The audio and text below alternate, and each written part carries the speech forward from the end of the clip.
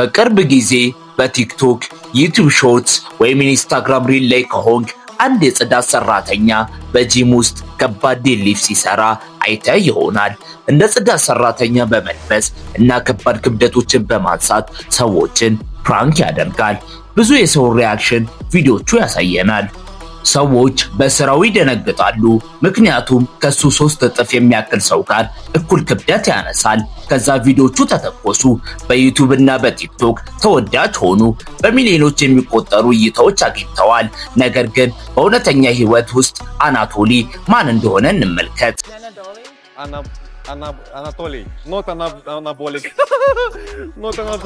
አናቶሊ ታዋቂ የዩክሬን ዩቲዩበር፣ ፓወር ሊፍተር እና ቦዲ ቢልደር ነው። ትክክለኛ ስሙ ቭላድሚር ሽሜንዴኮ ይባላል። ቁመቱ ሜትር ከ80 ነው። 78 ኪሎ ግራም ይመዝናል።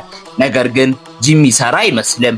ሰው ግን ማያውቀው ይህ ልጅ እንደ አውሮፓውያን አቆጣጠር በ2019፣ 2020 እና 2021 የዩክሬን ፓወር ሊፍቲንግ ሻምፒዮን አሸናፊ መሆኑን ነው እና የግል ሪከርዱ በዴድሊፍት 290 ኪሎ ግራም፣ በስኳት ደግሞ 210 ኪሎ ግራም ገና በ15 ዓመቱ።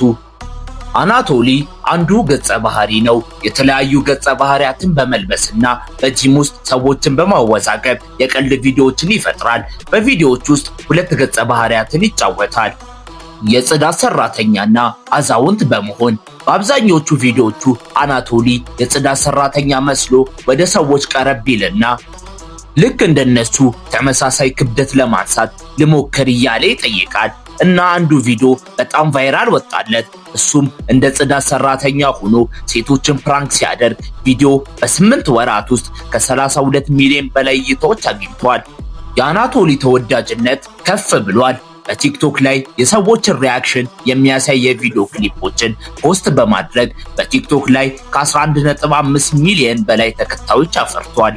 አናቶሊ እንደ አውሮፓውያን አቆጣጠር ነሐሴ 10 1999 ክሪስቶፓፍካ በምትባል ትንሽ መንደር ተወለደ። በመሃል ዩክሬን የምትገኝ ሲሆን የህዝብ ቁጥሯ ከ200 አያልፍም። በ14 ዓመቱ ኢንተርኔት ማግኘት ችሏል። የአሜሪካ ቦዲ ቢልደር ቪዲዮችን መመልከት ጀመረ። አናቶሊ ሰዎችን ለማነሳሳት ብሎገር የመሆን ህልም ነበረው። ነገር ግን በመንደራቸው ውስጥ ጂም ማግኘት ስላልቻለ የራሱን ጂም ፈጠረ።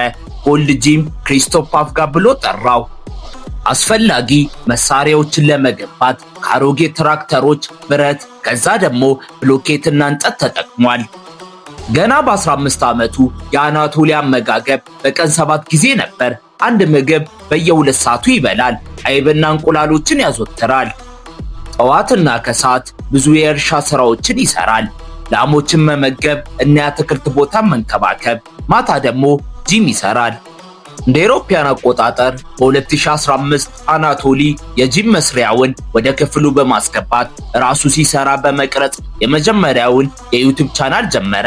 ነገር ግን በ2017 ቭላድሚር ወደ ዩኒቨርሲቲ ሄደ። በትምህርቱ የላቀ ነበር፣ ነገር ግን አላረካውም። በጀመረበት ዓመት በዩኒቨርሲቲው እየተማረ ተላላኪና አስተናጋጅነት ሰርቷል። በክልል ውድድር ለመወዳደር ፓወር ሊፍቲንግ ሞክሯል እና በዩኒቨርሲቲ አንደኛ ደረጃን በማግኘቱ የአካዳሚ ግቦቹን አሳክቷል እና በቡድን ውስጥ ካሉ ምርጥ ተማሪዎች መካከል አንዱ ነበር።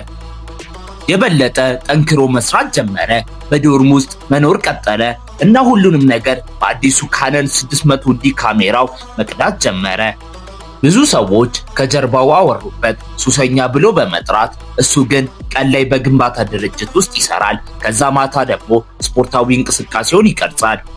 በ18 ዓመቱ በዩቲዩብ 7000 ሰብስክራይበሮችን አገኘ።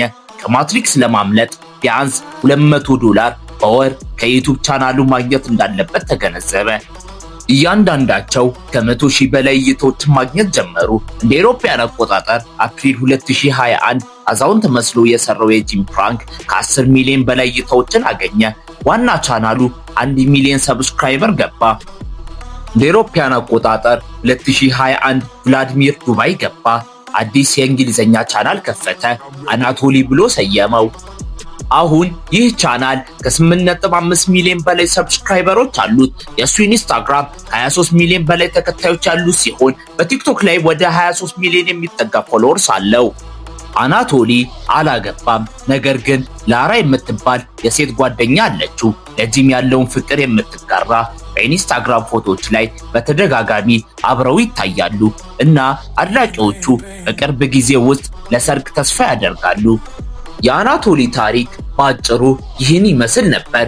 ቪዲዮ ከተመቻችሁ ላይክ፣ ሼር ኤንድ ሰብስክራይብ ማድረግ እንዳይረሳ። ሁላችሁ ባላችሁበት ቦታ ምችት ይበላችሁ።